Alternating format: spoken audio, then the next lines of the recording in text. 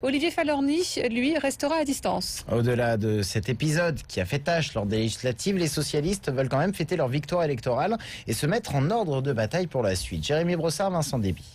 Eh bien, pour la première fois, les deux hommes passent en dessous de la barre des 50% dans un sondage CSA pour les Échos. Plus d'un Français sur deux ne ferait plus confiance au chef de l'État et à son Premier ministre. En cause la gestion de la crise et du chômage. Rim Benhammer. Autre actualité, c'est la Norvège et la condamnation d'Anders Breivik à 21 ans de prison, la peine maximale en Norvège, mais qui peut être prolongée.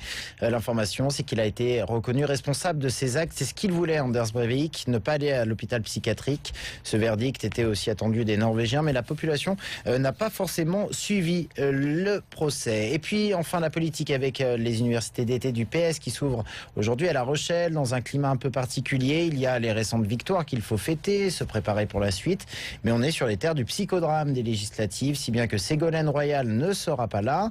C'est pourtant sa région. Et puis Olivier Falorni va se montrer dans les rues de la ville, mais il n'assistera pas aux universités d'été. Cette autre actualité aujourd'hui, l'information nous est parvenue dans la nuit, c'est Lance Armstrong qui est sur le point de perdre ses 7 titres de vainqueur du Tour de France. Il est d'ores et déjà radié à vie des compétitions cyclistes. C'est ce qu'indique l'agence américaine antidopage. Armstrong, accusé de dopage, mais il a toujours clamé son innocence. Aujourd'hui, il renonce à poursuivre sa bataille judiciaire. Claire Ricard. Alors Jean-François Copé doit prononcer son discours devant 2000 militants. Thierry Arnaud, comment ça va se dérouler ce match entre Jean-François Copé et François Fillon?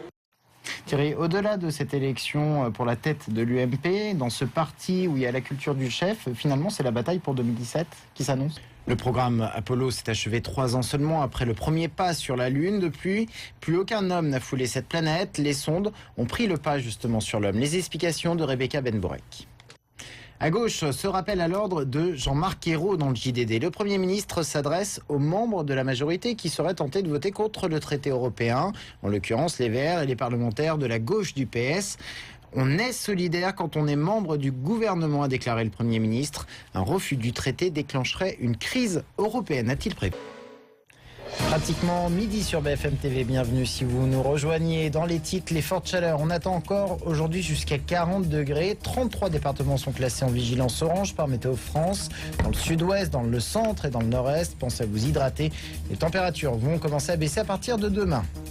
Et les Français sont évidemment obligés de s'adapter. Les fortes chaleurs modifient notre comportement alimentaire notamment. Illustration dans quelques instants à Albi dans le Tarn avec Julie Guillot sur place. Creux et presque rien. Voilà comment Jean-Luc Mélenchon qualifie les 100 premiers jours de François Hollande. Des mots durs de la part de l'ex-candidat Front de Gauche à la présidentielle. Propos qu'il a tenus dans une interview au Journal du Dimanche. Le foot et la Ligue 1, deuxième journée du championnat. Montpellier s'incline à Lorient 2-1. Lyon écrase 3-4-1. À suivre aujourd'hui Ajaccio qui reçoit le PSG. Marseille, Sochaux. Et puis Bordeaux également qui attend à Rennes. Puis la météo de l'après-midi, même soleil de plomb un peu partout, légèrement voilé cependant dans l'ouest avec des nuages bas sur les côtes de la Manche. La chaleur s'accentue encore dans le nord-est, 38 degrés à Paris et Reims, 39 à Dijon, Metz et 40 degrés à Grenoble et Clermont-Ferrand.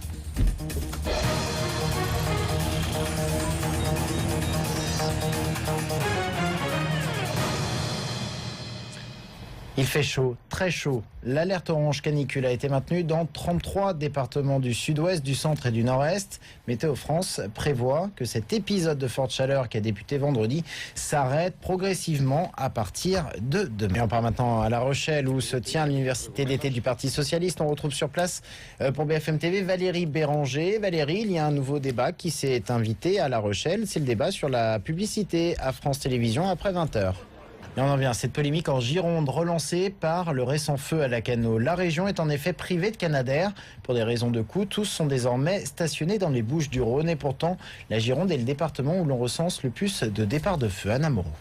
À la une de votre journal de 11h30, cette vague de chaleur qui sévit en France actuellement. Alors déjà hier, on a enregistré le record dans l'Indre, une commune qui s'appelle Montgivray. Il a fait 42,3 degrés. À Paris, on a enregistré 38 degrés hier dans l'après-midi. C'est un record pour une deuxième quinzaine du mois d'août.